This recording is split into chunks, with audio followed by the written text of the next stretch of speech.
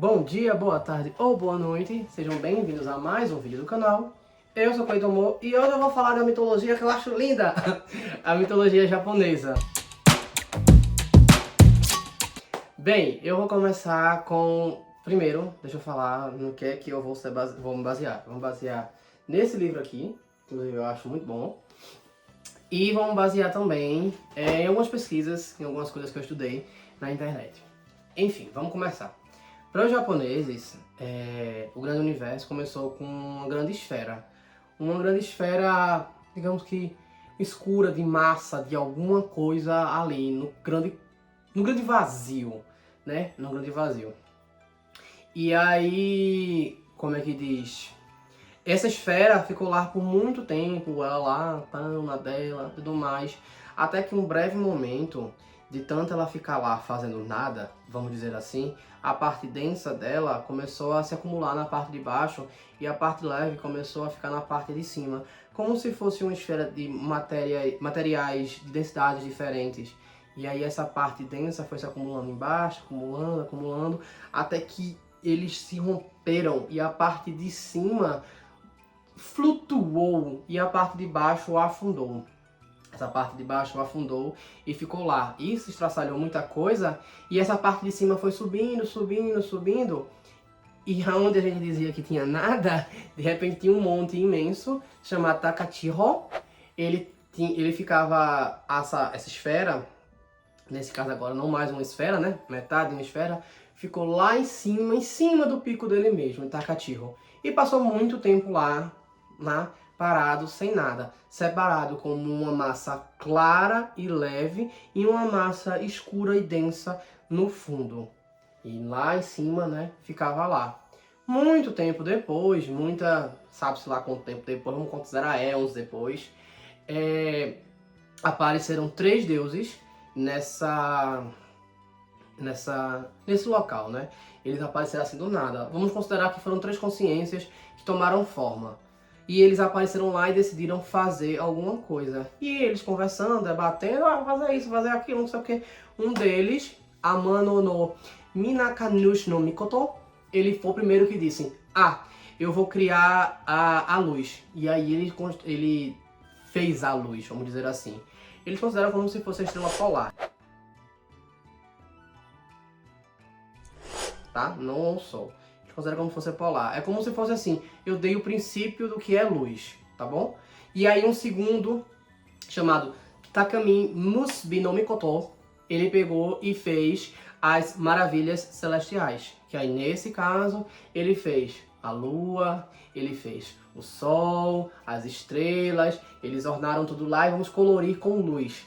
Tudo, né? Vamos botar a luz e aí onde só tinha escuridão, eu estou criando uma luz. O terceiro, Kami Musubi no Mikoto, ele fez a criação do que eles chamaram de tesouros celestiais. Que apesar de receberem esse nome, na verdade ele criou a natureza. Então ali, naquela massa, que passou a ser chamada de Takamahara, ela foi construída a natureza. Então ele se deleitou ali fazendo o arroz, ele fala que fez o arroz, fez a água, os rios, as pedras, peixes, alguns animais, e eles foram fazendo lá e construindo aquela região, vamos dizer assim, um cenário campestre, vamos dizer assim. E aí ele foi construindo lá e deixaram tudo bonitinho. Depois de criado e satisfeitos com aquilo, eles disseram, vamos nos retirar daqui. E permaneceu assim, sem nada, por muito tempo ali. A gente tinha luz, a gente tinha os peixes, a água, algumas coisas criadas, no caso a natureza, né? Só recapitulando. E aí se permaneceu dessa forma de muito tempo. E aí, do nada, ele não criou algumas plantas, né? Dentre elas o bambu. Do nada, um bambu, um momento, ele foi como se fosse cortado ao meio por alguma coisa assim, uma força. Assim, um broto de bambu. Foi cortado. De dentro desse broto de bambu, saíram duas consciências, vamos dizer assim, e criaram forma também e ficaram se encarando uma com a outra. E ali dali, sem nem trocar nenhuma palavra, eles decidiram meditar e concentrar seu ki ali dentro, né? E eles ficaram um de frente pro outro, ali concentrando o ki, diz que mais ou menos com as mãos assim, não, assim eu acho. Mais ou menos assim. Eles falam que a mão tá formada de concha. Acredito que seja assim. E ficaram assim, meditando um de frente para o outro. E passaram bastante tempo ali. E ali do nada, da energia que eles estavam gerando, estavam saindo as cores. Porque criaram a luz, né? Não disseram que eram as cores, não é mesmo? E aí eles saíram criando as cores e colorindo tudo, e faixas coloridas foram saindo e colorindo tudo, e todo o universo foi sendo colorido, e foi gerando os contrastes de cores das estrelas, das coisas, e enfim, foi gerando contraste, e foi tudo muito lindo, uma explosão de cores o tempo todo, aquele negócio fantástico. E aí eles ficaram depois assim, nossa, acho que a gente deixou muito espalhafatoso. Realmente, pra quem sai do preto e branco, né? Pra quem sai do preto e branco. Mas aí, depois disso, eles ficaram, vamos sair, vamos deixar assim, vamos ver se vão gostar, se alguém algum dia vem aqui gostar. Mas aí você pergunta, para quem? Se não tinha ninguém e a gente tinha formação de algumas consciências com tempos em tempos. Alguns desses deuses não são citados com frequência e saem pra lá e não sei se voltam, se não voltam, se alguma lenda conta sobre eles, porque na maioria das vezes não tem eles mais. Eles só chegaram lá, fizeram e foram embora. Sabe? Shinto também foi uma consciência que acabou tomando forma, tomando existência, também do nada, para reger tudo que já foi construído. Tá entendendo? E para reger os deuses que vieram em seguida. Que também não foi em seguida, tipo amanhã, tipo o ano que vem. Foi muito tempo de nada, de fazendo nada, peixes lá e tudo mais, e nada, foi que vieram outros deuses. Aí esses deuses, teoricamente, foram mandados por Shinto, né? Shinto que fez 7 casais e colocou para habitar lá nesse lugar, que é chamado de Takamahara.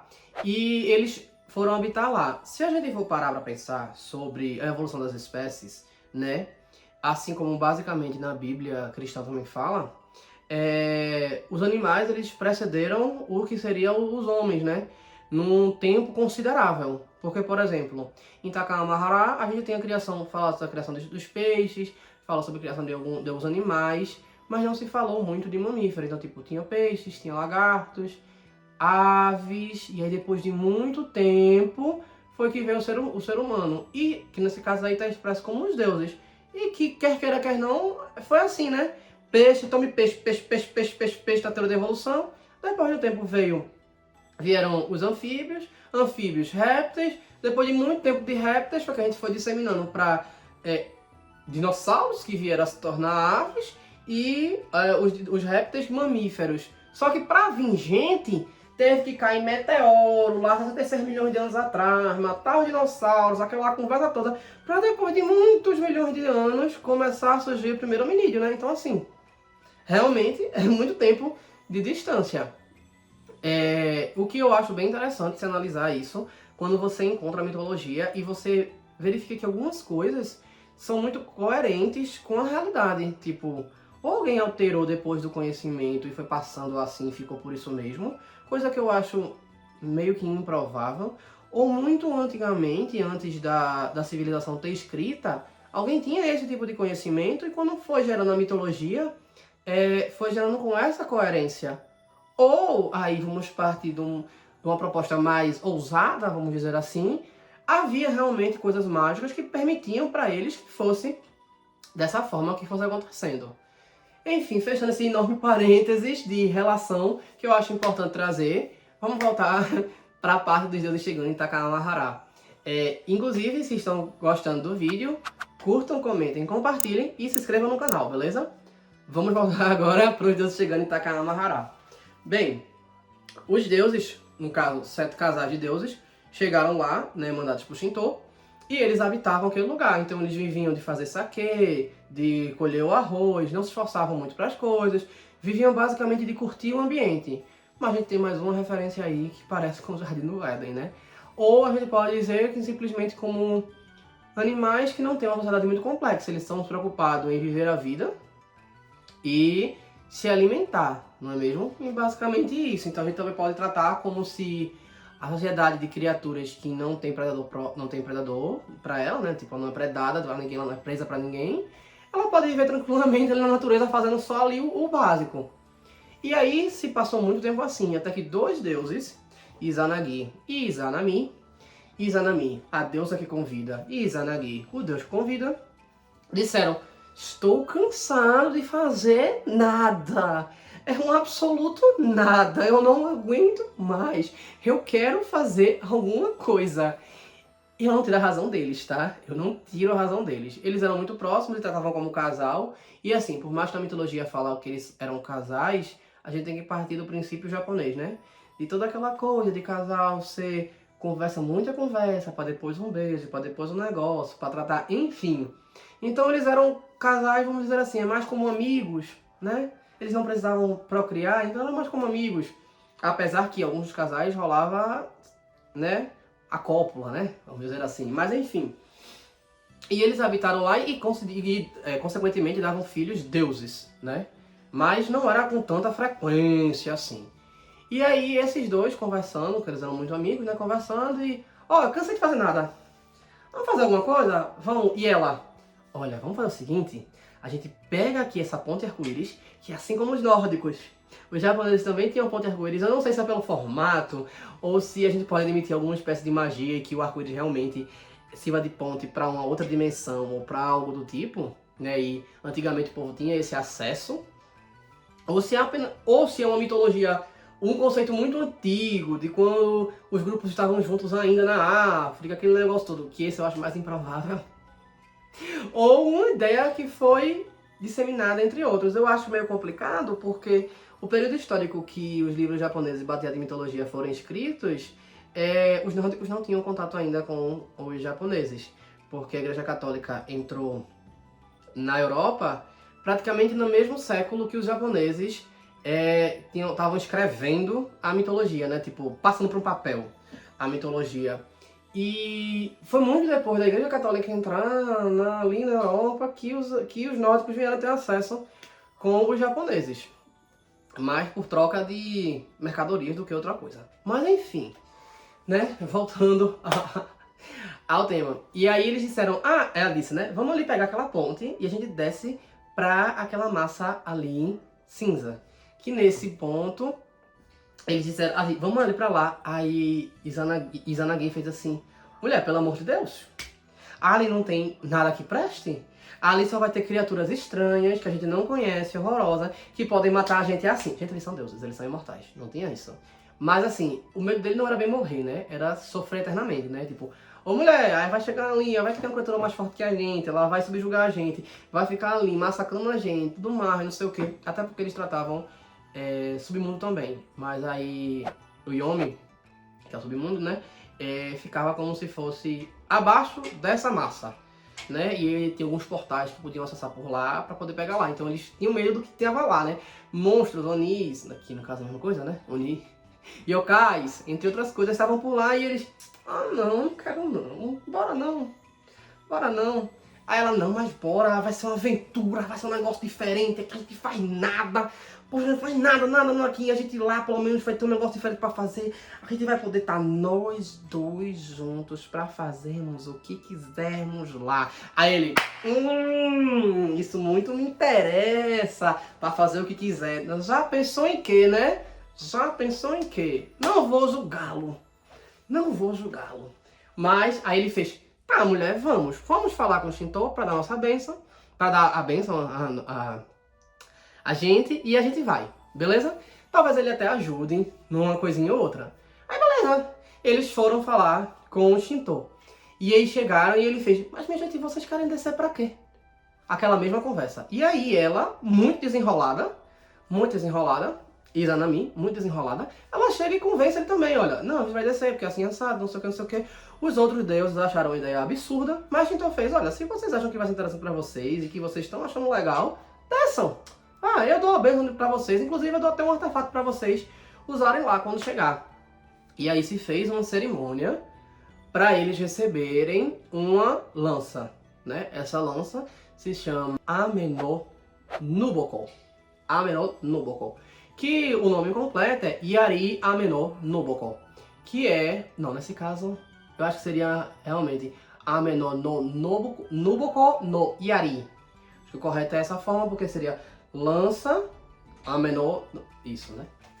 Enfim. Enfim, esse é o nome. E aí, como é que diz? Eles receberam, né, fizeram a cerimônia, eles fizeram a festividade, beberam saquê, fizeram tudo. E aí eles disseram, amanhã de manhã a gente sai, a gente vai pegar essa ponte e vai-se embora. E aí tá tudo beleza, tranquilo. E aí eles vão. E aí quando eles vão chegar na ponte, que o nome é Amenok Hashi, eles vão pegar essa ponte, que no caso é o arco-íris, para descer até chegar nessa massa cinzenta lá. E aí eles vão pegar aquela ponte e eles ficam meio preocupados, né? Poxa, e como é que a gente vai fazer para atravessar isso? Eles vão passando, vai tendo tempestades, e eles vão ficando, eles acabam brigando, eles ficam meio chateados um com o outro, mas Izanami, determinadíssima, maravilhosa, ela simplesmente faz, olha, se tu não queres ir, tu fica aí, eu vou sozinha, e tu que se ferre, vambora. E sai andando e, eu vou seguir meu caminho. Uma hora eu chego, ele hesita porque tipo, poxa, lá a gente vai passar dificuldade, aqui a gente tem tudo fácil, tudo mais, não sei o que. Mas pensa, poxa, eu vou poder estar com ela, eu a amo e eu gostaria de ficar com ela e seguir os passos delas, eu queria dar essa oportunidade a ela, tipo, se ela tá, como é que diz, vai estar feliz dessa forma fazendo isso, eu vou incentivá-la.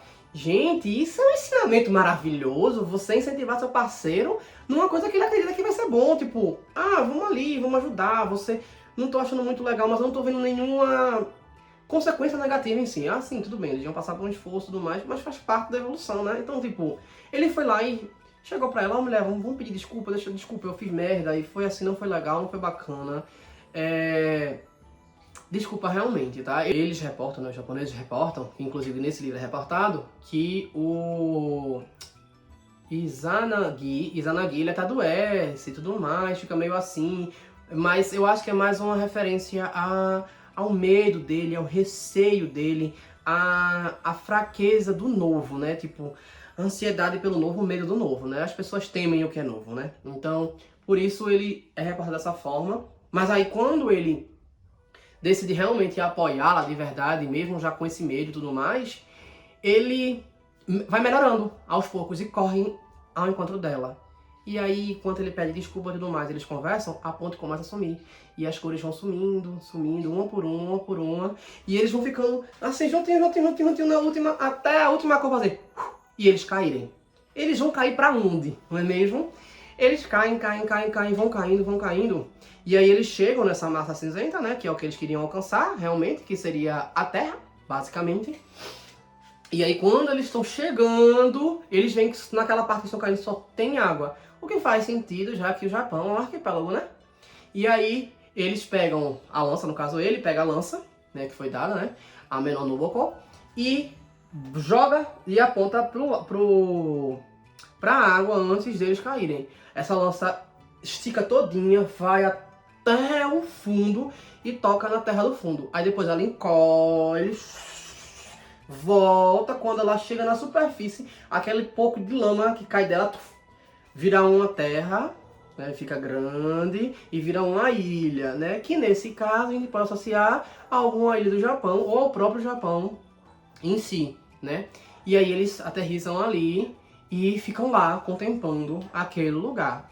Eles batizam aquele lugar de Wakoko, que seria a Terra da Paz, visto que foi criado e não tinha muita coisa, e só tinha eles, né, que foi um dos motivos que ele seguiu para ir, e eles poderiam construir tudo da forma deles, então para eles aquilo era quase como um paraíso, né, que aí eles iam editar as coisas já com a bênção de extintor e iam povoar aquele lugar.